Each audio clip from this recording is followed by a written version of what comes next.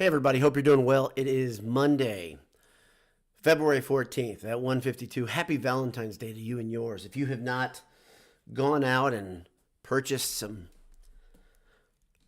chocolates or something to wear or maybe a beverage for your special someone, then what are you doing? Goodness gracious. If you can't celebrate the made-up holidays that were created to boost the greeting card industry, you should be questioning what your life is all about. In all seriousness, good. It's a good excuse if you got a spouse, which I do.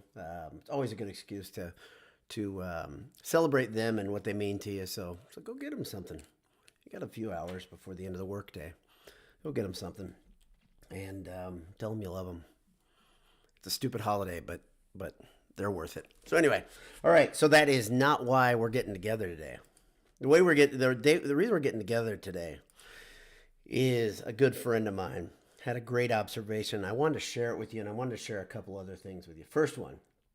So it's like three points. The first one, Brian Newbert talked about this in his postgame wrap up. He compared the Rutgers NC State game to the Michigan and Maryland game, and wow, I think that's brilliant because if you look at those two, and one of the things that I've struggled really vocalizing or clearly expressing is that after the Rutgers game, it felt like Purdue did not get the wake-up call that I thought they would get.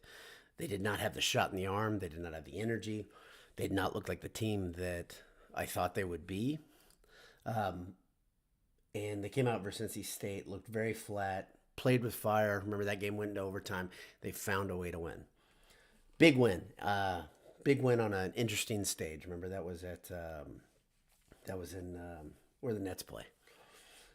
This one, you had Michigan, which was an absolute drubbing. And then right after, you have the Maryland game. Maryland game, Purdue looks absolutely awful, just like Purdue did versus NC State. They found a way to win. Didn't take overtime. Just took a regulation, a little bit of a kind of about a 5-6 minute span where Purdue actually flipped the switch and played like they're capable of playing. Everybody's seen what we're seeing. Everybody's seen what I talked about in the post game for the Michigan game, and that is this team's gassed. But why are they gassed? So let's get into a little bit of analytical view from my pal Ron, who currently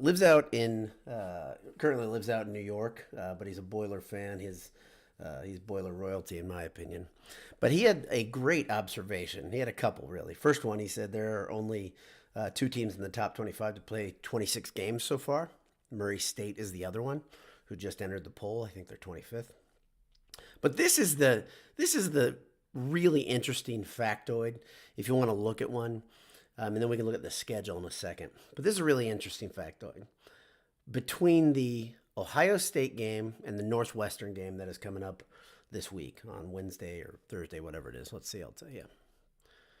The Northwestern game is Wednesday. But between those two games, okay, so that's an 18-day period.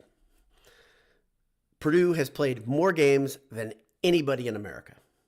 And specifically, more games than any teams that are of importance right now in the run, especially in the top 5. And if you look at Purdue's circle, other conference foes. Let's look at that real quick. If you're curious, in that 18-day span, UCLA will have played 4 games. Illinois will have played 4 games. Michigan will have played 5. Michigan State will have played 5. Gonzaga will have played 4. Purdue will have played 7. So if you wonder why Purdue is gassed, why they're playing a little sluggish, why they're playing a little tired, there's your reason. Now, here's the problem. Tired or not, regardless of the circumstance, this is something you got to get through. And so I said fight or flight in the title of this because it really doesn't matter what the circumstance is, why it's this way. It's chance for Purdue to fight or fly or get out of here, right? And if they fight, if they dig deep, if they go through, so Northwestern is a winnable game. That's a team they should beat, but Northwestern's also a Big Ten foe. They've got Boo Buie, who can absolutely torch a team if you're not watching them, right? And they've got Adige, and they've got other guys. They're a good team. They're a Division I basketball team. They're a Big Ten team. But Purdue should win that game. It's at Northwestern. Purdue should win that game. It's easy trip. There'll be a lot of Purdue fans. There always are in Northwestern. So Purdue needs to dig deep and find a way on that one. The next one is Rutgers. So they play Rutgers at Mackey Arena. And Rutgers absolutely owns Purdue. So that might be the pivotal game of the season for a couple reasons.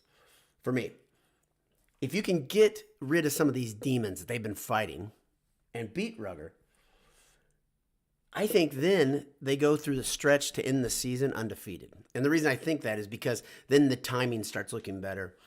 The games are teams that I think this team will be hyper motivated to beat. Like somebody said, it's tough to get up for Maryland. Sure it is. Sure, it's tough to get up for Maryland. But the problem is you have to get up for Maryland. You don't have a choice in this deal, right? So you can say this is something that it's difficult. Yeah, it's all difficult. These guys are Division I athletes. They're tough guys, okay? But it's time to, some would say, well, I'm not going to say that phrase. It's time for them to make a decision of what they want to be. That's what it is. And I think they've already made the decision, which is tough. I don't know if they're the killer that we all thought they would be, but they could show they are in the next, 4 or 5 games. Let's look at these games real quick, in depth. Northwestern at Northwestern. It's a 9 p.m. game. Thank God, another 9 p.m. game. I will be up till 2 in the morning again because I'll get all wound up. Regardless, win or lose, if it's positive, I'll be totally stoked, be happy. Come here and talk to you guys about that after the game. If they lose, I'll come here and talk to you after the game if I can do it. And but I'll be jacked up, okay? So then they play Rutgers, okay? And that's at Mackey. That's a game Mackey will be on fire. It'll be awesome. Then you got at Michigan State, a ranked foe. They're 19th right now. Then you got at Wisconsin. They're 15th. That one, that's a tough game. But that's the game this is where Matt Painter can do what he usually does, which is win at the Kohl Center. And Wisconsin, to me, has shown some reason to believe that they're not as good as their record. They look more like a team.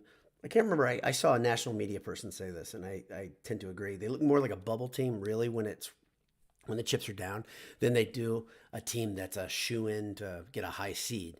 And I think they may show that the next couple games. Sure as hell hope so. And then finally, on March 5th, Purdue will finish versus IU in senior day. And it'll be Jaden Ivey's last game at Purdue. It'll be a big one. I have no reason to believe Purdue isn't dialed in for that one, regardless of what happens before that. But these next 2 games, I think, are hypercritical, right? And so let's dig in a little deeper why they are. You got February 16th, so that is a 3-day break between Maryland and Northwestern. Then a nice 4-day break, and that extra day will make a huge difference to Painter and company in how they address practice and getting these guys ready for the game. Painter has said multiple times the last couple weeks, I just haven't had time to get ready for X. One of those things he didn't have time to get ready for was the press versus, I think it was versus Michigan, but he talked about that. No, it was Illinois. He said we just didn't have time because of the bunched games. Well, so you've got a 4-day break after Northwestern before Rutgers. Then you got a 6-day break, and this is the one I've been talking about. And then I think you have a 4-day break, and then you have another 4-day break. And then you have the Big Ten tournament, which I don't care about at all. The whole point is this is a critical stretch for Purdue. This is a time that they can do some big things and really define who they are. I'm going to put a little parallel out here. Josh was in the live comments after the Maryland game, and he compared, I think it was Josh. If it's not, I apologize. But he compared his class he teaches, I think he said there were 10-year-old kids, to some of the mentality of the Purdue basketball team. Well, I also coach. I coach my daughter's soccer team right now. I've coached my son's basketball teams and baseball teams and football teams and love coaching. But one thing you forget, especially as an old person, is the fatigue level of kids. It's still there, even though it doesn't show up quite the same. They hide it a little bit better than we old people do. When I get tired, I am done, right? I'm dragging. I used to be a guy that could just run and run and run on the basketball court, make people tired and kind of beat them by attrition. As I got older, that changed. But when I coach my daughter's soccer team, we have double headers every now and again, the indoor league. The funny thing about the indoor league that's been proven out is no team won their second game in their double header. None of them. And everybody had to play, I think, 3 double headers, the way this silly league was designed. The girls didn't look tired, and after the game, they didn't look like they were going to throw up or anything, but they clearly played a different way, right? Purdue is at that position, really, in the season. The difference between these little girls that I coach and the finely tuned athletes that are the Purdue men's basketball team is Purdue has a lot of talent, and they need to really find a way to dig in to the resources at hand, that talent, and go out and just handle their business. Justin from the site, Jay, always says, just look at it like a business trip. When you go on the road, Purdue needs to look at it like a business trip. Handle their business, go get the win, head out, head home. That's really what Purdue needs to be at this point. And that's where it's interesting. Matt Painter really likes to think of his teams like that. They have a job to do. Go do their job. That's also what Bill Belichick, another great coach. And I said the other night the other afternoon, yesterday after Maryland, I said, Painter handles this team like a pro team. And I've been thinking about that a lot. I think that's absolutely true. I think he's handling them in a way that he feels is respectful and respectable, that they've earned it. They've warranted that. They've garnered that respect. The problem is these are still young guys. Somebody mentioned this in the comments. Purdue's team is extremely young. In spite of the fact they've got 3 seniors, they're still very young after that. And even the seniors, though, are not guys that are old seniors. We've seen guys like, Vincent Edwards was kind of a mature type, right? He just kind of did his job. He was relatively consistent almost his entire career. They don't have that guy on this team. Trey Williams sometimes seems to lose focus. He needs different motivational, psychological things to push the buttons, like, if he's starting or if he's coming off the bench. That has mattered heavily to him. Hunter has had stretches of his career where he's flat out disappeared. And Sasha, of course, he's a shooter, and he's been pretty consistent, but he's had stretches where he has been nowhere from shooting standpoint. Remember, he went through a whole period of time in his career where I think he couldn't shoot on the road, too. So he's gotten better. They've all gotten better. But this leadership thing is a big deal for this team, and the fact that they're young is a big deal. I'm going to wrap it up today. This was intended just to be some food for thought, a quick cast, something to look ahead in the coming days. I don't think I'm going to have another one before the Northwestern game unless something breaks or happens. Hopefully there's no reason to do that. But thanks to our sponsors, Martin Vintage, Gridiron Metalworks, and AJ's. Appreciate all 3 of them. And if you're, of course, at the game, the Rutgers game specifically, and you need a pint and something to eat, go to AJ's. Head over to Martin Vintage, classic t-shirts, good stuff, Purdue family, and then Gridiron Metalworks. Derek is still at the helm doing some good things. Great gifts, awesome stuff there, high-quality gear. Let me read some comments, and I'll head out of here. Theodore Berkey says, if you were Painter, would you drill them in practice this week or try to let them recover? This is tricky. And this is the thing we were talking about. I think Painter still needs to let these guys physically recover. I think that's a big deal. But the problem with that physical recovery is you're not getting them in the position where you're running the practices that make Purdue so good. The practices that get Purdue ready. There's a reason that when Purdue's coming off of a long break, generally they look pretty dialed in. I can, historically, during Painter's time, I can go through a bunch of different circumstances where this happened. Most recently, I think about Butler. Okay, so Purdue had those really bad 2 games. They had the Rutgers game and the NC State game, and then they had a 6-day break, and then they played Butler, and they played their best game of the season, I would argue. And I think it statistically has proven out to be the best game of the season. So Purdue was dialed in that game, though. The defense was incredible. The offense was what we expect. Very, very complete game. So, but at this point, these guys need, it may be, whatever he did this last game to get them ready, maybe do the opposite because it did not work heading into Maryland. This team needs something. And I always say, one of the biggest things a coach does is push psychological buttons. And sometimes you have to mix things up just to do that. Let's see. You need somebody there. Morgan Underhill says you need Grady effort. Yeah, you really do. You need that Grady Eifert type effort. You really do need that on this team right now. And there are a couple guys that show it at times. It looks like, to me, Mason Gillis has hit a hell of a wall right now. But Gillis is a guy, he's still running. He's still trying to do it, but he's just not playing the way he's expected. And also, Ethan Morton has been very consistent on his level of effort. Good thing for Ethan. He doesn't have to play the minutes the other guys do. I don't know if you saw the Painter post game. I wanted to tell you guys this too. A lot of people have been asking about Newman. We talked about it on one of the live things. Painter just said simply the reason Newman isn't playing as much is because Ivy is playing. He's the starter. And then the second guy is, I know he said Morton was in there. Can't remember who the second guy was. Maybe it was Thompson. And then he had Morton in there, and he said the problem is Newman's minutes are sparing, so he's coming in off the bench cold, and he's not great in that role right now. And so he's not playing. I don't know if I love that explanation, honestly, but I also know Newman hasn't been playing great. So I'd love to see him have an important part of a win down the stretch here, either in the regular season or in the tournament. It'd be storybook for me to watch Newman hit a three to help Purdue get to the third weekend, right? To get through past the Elite Eight. But right now, that's kind of a pipe dream looking at what we're looking at right now. This Purdue team is incomplete at best, needs to show some improvement, needs to get over the swoon they're in.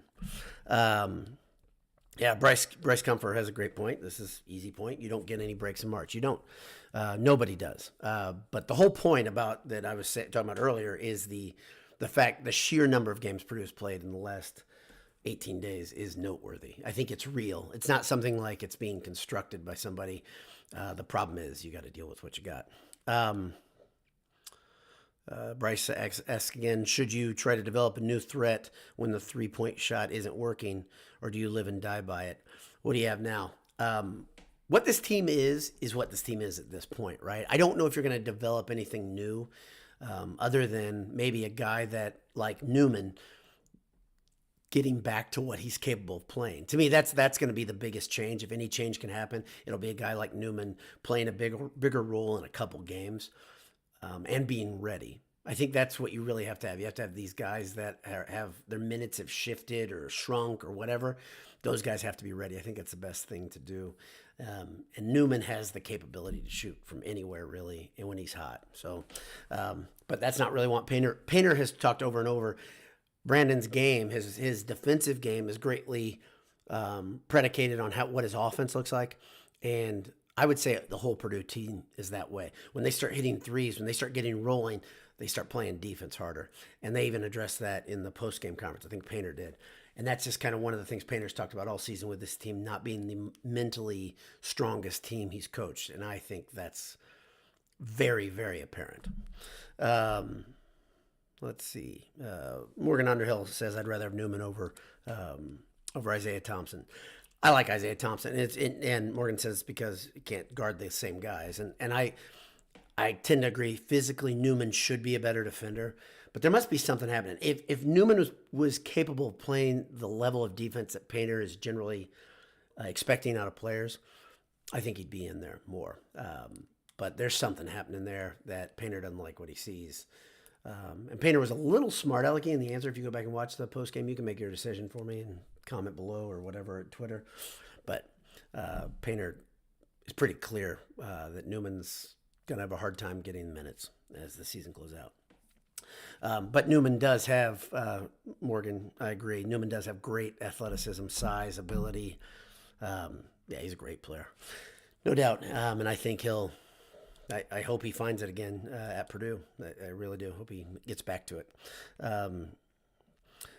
Bryce has one more. Bryce Comfort has another point. He says, take an early exit in the Big Ten tournament. Use this as the break for the real test. Okay, so the problem about this, I think it's hard to turn a team down, right, and say, okay, we're not really going to go into this tournament thinking we're going to win.